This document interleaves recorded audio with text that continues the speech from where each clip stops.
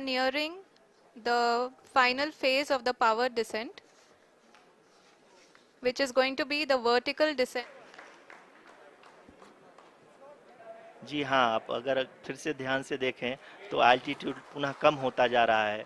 अभी हम लोग लगभग 135 मीटर की ऊंचाई पे हैं। कहानी है आने वाले वक्त की। एक एस्ट्रोनॉट जो पिछले 3 सालों से चांद पर अपने कॉन्ट्रैक्ट का खत्म होने का इंतजार कर रहा होता है, क्योंकि वो अपने परिवार से मिलना चाहता है। पर जब उसके 3 सालों का कॉन्ट्रैक्ट खत्म होने वाला होता है, उसके सामने ऐसी ऐसी सच्चाइयां आती है कि उसकी पूरी जिंदगी, पूरा अस्तित्व बदल जाता है। जहां पर हमें ये दिखाया जाता है कि पृथ्वी पर ऑयल और बाकी जितने भी ऊर्जा के रिसोर्सेज थे, वो सब के सब लगभग पूरी तरह से खत्म हो चुके हैं। इसीलिए कंपनी जिसका नाम लूनर इंडस्ट्रीज है, उसने चांद पर अपना एक बेस बनाया। दरअसल चांद पर हीलियम 3 है जो धरती पर हर तरह की ऊर्जा की कमी को पूरा कर सकता है। हीलियम 3 धरती पर नहीं पाया जाता क्योंकि ये सौर पवन से उत्पन्न होता है। धरती की अपनी एक मैग्नेटिक फील्ड है जो उन सौर पवनों को धरती तक पहुंचने से रोकती है, जबकि चांद पर कोई भी मैग्नेटिक फील्ड नहीं है। और एक यही कारण है कि चांद पर हीलियम 3 बहुत अधिक मात्रा में पाया जाता है, पर इसके लिए वहां पर माइनिंग करनी पड़ती है।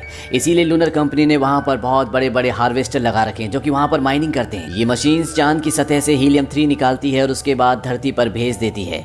धरती को 70% एनर्जी हीलियम 3 से मिलती है। इस पूरे प्रोजेक्ट की देखरेख करने के लिए चांद पर एक आदमी है जिसका नाम है सैम बेल। यहाँ पर हर एक एस्ट्रोनॉट का 3 साल का कॉन्ट्रैक्ट होता है और सैम बेल का 3 साल का कॉन्ट्रैक्ट खत्म होने वाला है, यानी कि उसे 3 साल चांद पर होने वाले हैं। सैम जब आज से लगभग 3 साल पहले धरती से चांद पर आया था, उस वक्त उसकी पत्नी प्रेग्नेंट थी और अब सैम की एक बेटी भी है। सैम अपनी पत्नी और बेटी से लाइव चैट नहीं कर पाता क्योंकि चांद पर जो कम्युनिकेशन की सैटेलाइट है जिससे धरती पर लाइव चैट की जा सकती है वो खराब है और लूनर इंडस्ट्रीज पिछले 3 साल से इसे ठीक नहीं करवा रही। सैम को इस बारे में कुछ नहीं पता कि वो कंपनी ऐसा क्यों कर रही है। वो अपनी पत्नी को अपने रिकॉर्डेड मैसेजेस भेजता है जिसका रिप्लाई कुछ वक्त बाद आता है। सैम को अब चांद पर मात्र 2 हफ्ते और बिताने और उसके बाद उसके 3 साल का कॉन्ट्रैक्ट जो लूनर कंपनी से वो पूरा हो जाएगा और वो धरती पर वापस अपने घर जा सकेगा। सैम का चांद पर एक ही दोस्त है जिसका नाम गर्टी है। ये एक आर्टिफिशियल इंटेलिजेंस है, यानी कि एक रोबोट जो सैम की हर एक चीज का ध्यान रखता है। सैम की सुरक्षा ही गर्टी का काम है। सैम यहाँ एक बेस में रहता है जहाँ पर उसके लिए हर तरह की सुविधा है। वो इस बेस से तभी बाहर निकलता है जब हार्वेस्टर में हीलियम 3 के कंटेनर भर जाते हैं। वो कंटेनर निकाल कर धरती पर लॉन्च कर देता है। पर पिछले 3 सालों से अकेले रहते रहते उसकी दिमागी हालत थोड़ी थोड़ी अनस्टेबल होने लगी है, इसीलिए उसे हेलुसिनेशन होना शुरू हो जाते हैं। उसे एक लड़की भी दिखती है जिसे देखते देखते गर्म पानी से वो अपना हाथ जला लेता है। ये लड़की सिर्फ और सिर्फ उसका भ्रम है। अब अगले दिन जब वो अपने लूनर रोवर से हार्वेस्टर मशीन की तरफ हीलियम 3 का कंटेनर लेने जा रहा होता है, तभी एक बार फिर से उसे वो लड़की दिखती है जिसका कोई भी वजूद नहीं है। सैम इस लड़की की छाया देखकर डिस्ट्रैक्ट हो जाता है और वो अपनी गाड़ी को हार्वेस्टर के अंदर ना ले जाकर उससे टकरा देता है जिससे उसका एक्सीडेंट हो जाता है। यहाँ पर उसकी गाड़ी के यानी कि लूनर रोवर के शीशे टूट जाते हैं, इसीलिए उसे अपना हेलमेट पहनना पड़ता है। और अगले पल जब उसकी आंखें खुलती है तो वो अपने बेस के अंदर होता है। सैम पूछता है कि मैं कहाँ पर हूँ। तभी उसका आर्टिफिशियल इंटेलिजेंस गर्टी उसे बताता है कि तुम्हारा एक्सीडेंट हुआ था। वो पूछता है कि तुम्हें कुछ याद है। सैम कहता है कि नहीं, मुझे कुछ भी याद नहीं है। सैम कुछ देर बाद अपने बेड से उठता है और उसे एक एक कदम आगे बढ़ाने में बहुत मुश्किल हो रही होती है। उसे ऐसा लगता है कि जिंदगी में आज वो पहली बार चल रहा है। और जब वो बाहर आता है तो वो देखता है कि गर्टी किसी से लाइव बात कर रहा है, जहाँ गर्टी उन लोगों को बताता है कि एक्सीडेंट में उन्होंने अपनी एक गाड़ी और एक हार्वेस्टर को खो दिया। इस बात से वहाँ पर जो 2 एम्प्लॉय स्क्रीन पर होते हैं वो काफ़ी नाराज होते हैं। वो कहते हैं कि अगर हम इसी तरह से चीज़ें खोते रहें तो हमारा भारी नुकसान होगा, हमें ज़्यादा प्रोडक्शन की ज़रूरत है। अब जैसे ही गर्टी देखता है कि यहाँ पर सैम आ गया है, वो इस कॉल को डिस्कनेक्ट कर देता है। सैम उससे पूछता है कि तुम किससे बात कर रहे थे। गर्टी उसे बताता है कि हमारा लाइव कम्युनिकेशन पूरी तरह से खराब है, इसीलिए मैं लूनर इंडस्ट्रीज के लिए एक मैसेज रिकॉर्ड कर रहा था। अब अगले दिन जब सैम पूरी तरह से ठीक हो जाता है तो बेस से बाहर जाने के लिए मेन गेट पर आता है जो कि पूरी तरह से लॉक्ड होता है, इसलिए वो गर्टी के पास जाता है। वो गर्टी को बताता है कि बाहर हमारा एक हार्वेस्टर पूरी तरह से बंद पड़ा है, इसीलिए मुझे बाहर जाना होगा। गर्टी कहता है इसके लिए मैं एक मैसेज रिकॉर्ड करके कंपनी को भेज देता हूँ। अगले दिन कंपनी से जवाब आ जाता है जो कि एक रिकॉर्डेड वीडियो टेप होता है जिसमें कंपनी के वही 2 आदमी होते हैं जिनसे गर्टी बात कर रहा था। वो 2 आदमी कहते हैं कि हम नहीं चाहते कि तुम बाहर जाओ क्योंकि तुम्हारी तबीयत पूरी तरह से ठीक नहीं है, तुम हमारे लिए बहुत ही कीमती हो।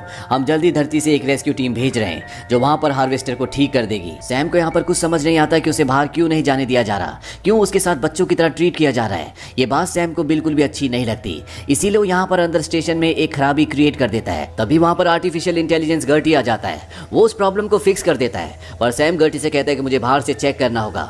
हालांकि गर्टी दरवाजे नहीं खोलना चाहता क्योंकि उसे ऑर्डर है, पर सैम के रिक्वेस्ट करने पर वो दरवाजे खोल देता है और अब सैम अपना सूट पहनकर लेकर चांद की सतह पर जाता है। वो ठीक उस जगह पर जाता है जहाँ पर एक्सीडेंट हुआ था, और जब वो वहाँ पर रोवर को देखता है तो उसके अंदर उसे एक और एस्ट्रोनॉट दिखता है जो कि उसका डोपलगैंगर यानी कि उसका हम शक्ल होता है। सैम उसे वापस अपने बेस में ले आता है और गर्टी से पूछता है कि कौन है। गर्टी कहता है कि सैम है, जल्दी से हमें इसे मेडिकल रूम में ले जाना होगा। वो उसे मेडिकल रूम में ले जाते हैं और कुछ देर बाद सैम को होश आ जाता है। इस वाले सैम के हाथ में एक बैंडेज बंधा होता है और यहाँ पर हमें समझ में आ जाता है कि ये सैम ए है जो हमें कहानी की शुरुआत में दिखाया गया था, जिसका गर्म पानी से हाथ जल गया था और इसीलिए इसके हाथ में बैंडेज होता है। यानी कि यहाँ पर दो सैम है, सैम ए जिसका हाथ जला था और सैम बी जो इसे यहाँ अंदर लेकर आया है। लेकिन जब सैम ए सैम बी को देखता है तो उसे लगता है कि ये भ्रम है। जिस तरह से उसे लड़की दिखती थी उसी तरह से उसे अपना ही रूप दिख रहा है। पर फिर भी वो कंफर्म करने के लिए गर्टी से पूछता है कि इस कमरे में कोई और भी है। गर्टी उसे कहता है कि तुम्हें आराम करना चाहिए। सैम बी को भी कुछ समझ नहीं आता कि ये कौन है और यहाँ पर क्या कर रहा है। वो कमरे से बाहर चला जाता है। पर कई घंटे गुजरने के बाद सैम ए जो कि पुराना सैम है, उसे यकीन हो जाता है कि यहाँ पर उसी की तरह दिखने वाला एक और इंसान है। सैम ए को लगता है कि ये उसका क्लोन है और वो असली है, और ऐसा ही सैम बी को भी लगता है। उसे लगता है कि वो असली है और सैम ए उसका क्लोन है। इन दोनों के बीच में आर्गुमेंट्स भी होते हैं। सैम बी को लगता है कि यहाँ पर जरूर हो ना हो बहुत सारे क्लोन्स हो सकते हैं, क्योंकि जैसे सैम ए का बाहर एक्सीडेंट हुआ था वो अंदर जाग गया था और ये पॉसिबल ही नहीं है कि धरती से किसी को इतनी जल्दी यहाँ चांद पर भेजा जा सके। इसीलिए वो पूरे बेस को छान मारता है पर उसे अंदर कोई भी क्लोन नहीं मिलता। वहीं रोबोट गर्टी सैम ए को बताता है कि मैंने सैम बी को धरती पर ये इन्फॉर्मेशन भेजने से रोक दिया था कि वो उस घटना स्थल पर गया था और तुम अभी भी जिंदा हो। वहीं कुछ ही घंटों के बाद सैम ए और सैम बी की आपस में हाथापाई हो जाती है। इस बात से सैम ए बहुत परेशान हो जाता है क्योंकि वो बहुत ही शांत मिजाज का होता है, वो बदल चुका होता है। वो गर्टी के पास जाता है और गर्टी को सब बताता है कि सैम बी के साथ मेरा झगड़ा हो गया, वो बहुत ज्यादा अग्रेसिव है। वो गर्टी से पूछता है कि मैं सच में क्लोन हूँ। गर्टी कहता है कि याद है 3 साल पहले जब तुम्हें होश आया था तो तुम्हें बताया गया था कि तुम्हारा एक एक्सीडेंट हुआ है जिसमें तुम अपनी याददाश्त भी लगभग खो चुके थे। सैम ही कहता है कि हाँ। गर्टी उसे बताता है कि तुम्हारा कोई भी एक्सीडेंट नहीं हुआ था, हर क्लोन को जगाने के बाद यही कहा जाता है। इसका मतलब यह है कि सैम ए और सैम बी दोनों ही क्लोन हैं। सैम ए पूछता है कि अगर मैं क्लोन हूं तो मेरे दिमाग में जो मेरी पत्नी की यादें हैं वो कैसे हैं। गर्टी उसे बताता है कि असली सैम बेल की यादों को तुम्हारे दिमाग में इम्प्लांट किया जाता है, इसीलिए तुम्हारे दिमाग में अपनी पत्नी यानी कि असली सैम बेल की पत्नी की यादें हैं। ये सुनकर सैम ए को बहुत दुख होता है क्योंकि उसे अब पता चल चुका है कि वो इंसान नहीं है, वो सिर्फ एक क्लोन है जो असली सैम बेल के डीएनए से और उसकी यादों से बनाया गया है। वो सैम बी के पास जाता है और अब सैम बी सैम ए को बताता है कि जब मुझे होश आया था तो मुझे यहाँ से बाहर नहीं जाने दिया जा रहा था, मुझे अंदर पूरी तरह से लॉक कर दिया गया था, पर मैं किसी तरह से बाहर गया और तुम तक पहुंच गया। साथ ही साथ मैंने गर्टी को यहाँ से धरती पर लाइव बात करते हुए भी सुना। सैम ए कहता है कि ऐसा नहीं हो सकता क्योंकि सैटेलाइट खराब है, कोई भी धरती पर बात नहीं कर सकता। और तुम कैसे कह सकते हो कि वो एक रिकॉर्डेड मैसेज नहीं था बल्कि एक लाइव चैट थी।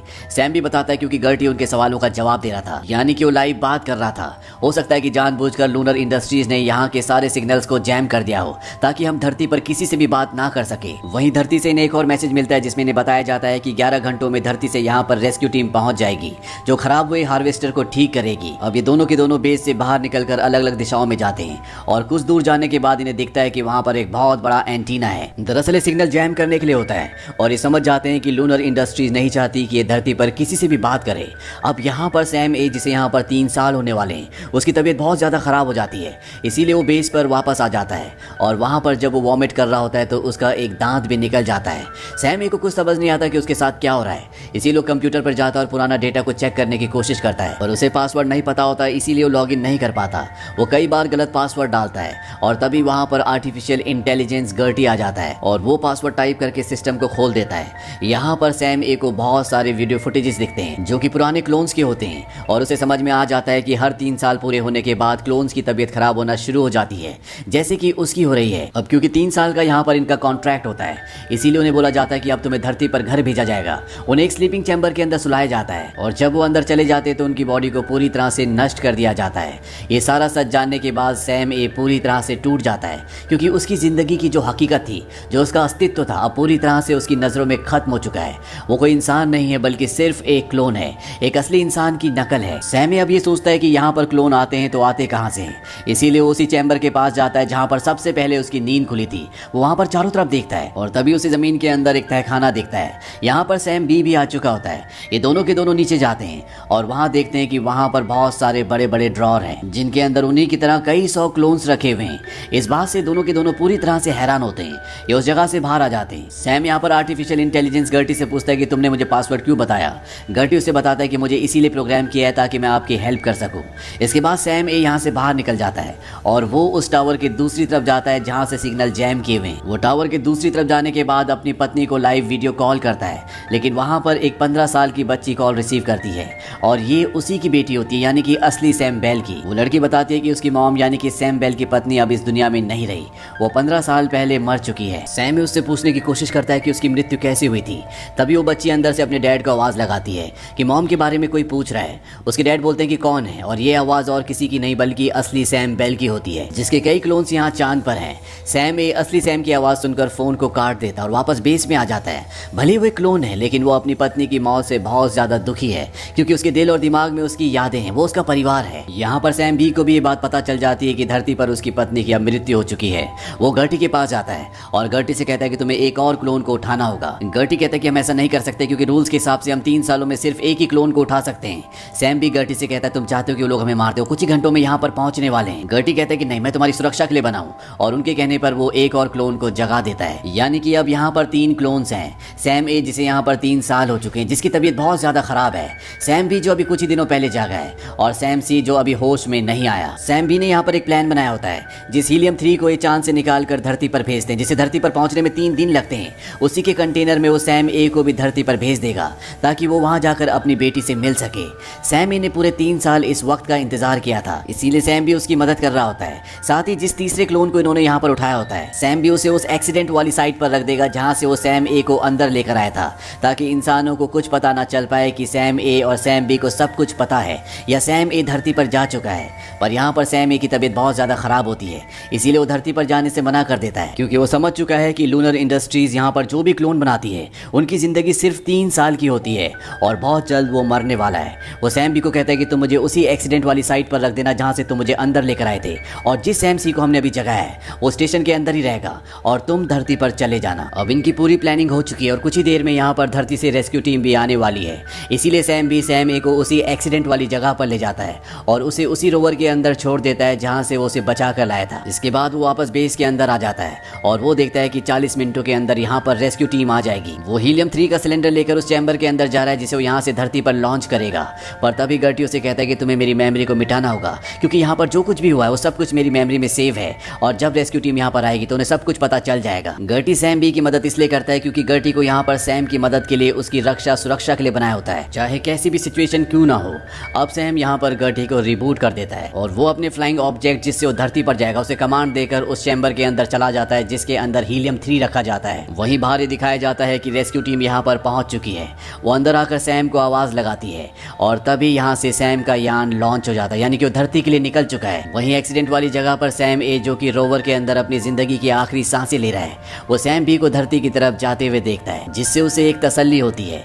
यहाँ पर जो रेस्क्यू टीम आई होती है उसे कुछ पता नहीं चलता, क्योंकि जैसा कि उनके पास इन्फॉर्मेशन थी कि सैम ए का एक्सीडेंट हुआ है, वो उन्हें वहीं रोवर के अंदर मिलता है जो कि अब मर चुका है। साथ ही साथ नया क्लोन सैम बी जो कि असल में सैम सी है, वो उन्हें बेस के अंदर मिलता है। इस बीच क्या हुआ इन्हें कुछ पता नहीं है। वहीं अंत में हमें धरती से एक न्यूज सुनाई देती है, जिसमें बताया जाता है कि अब लूनर इंडस्ट्रीज के शेयर बहुत कम हो चुके हैं, क्योंकि सैम बी ने वहां पर जाकर पूरा भांडा फोड़ दिया होता है। वो बताता है कि मैं छठा क्लोन हूँ और चांद में लूनर इंडस्ट्रीज इस तरह के अनएथिकल एक्सपेरिमेंट्स कर रही है, वहां पर क्लोन्स बना रही है, और एक ये कारण होता है कि लूनर इंडस्ट्रीज के शेयर मार्केट में बहुत कम हो जाते हैं। अब सवाल ये उठता है कि लूनर इंडस्ट्रीज वहां पर क्लोन क्यों बना रही थी। दरअसल वहां पर उस पूरे प्रोजेक्ट की रक्षा करने के लिए, देखभाल करने के लिए एक आदमी की जरूरत थी, इसीलिए वहां पर क्लोन बनाती है, क्योंकि बार बार धरती से चांद पर इंसान को भेजने से खर्चा बहुत ज्यादा बढ़ जाता, और कोई भी इंसान बहुत लंबे वक्त तक चांद पर नहीं रह सकता, क्योंकि वहां पर ग्रेविटी बहुत ज्यादा कम होती है, जिसकी वजह से इंसान बहुत लंबे वक्त तक चांद की सतह पर सर्वाइव नहीं कर सकता।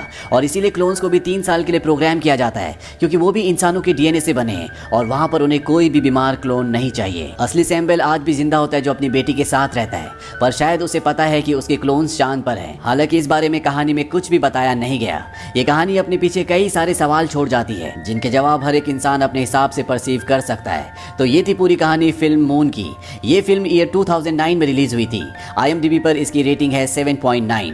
ये एक बहुत ही छोटे बजट की मूवी थी। इसका बजट था $5 मिलियन और बॉक्स ऑफिस पर इसने कमाई की थी $10 मिलियन की। उम्मीद करते हैं कि ये कहानी आपको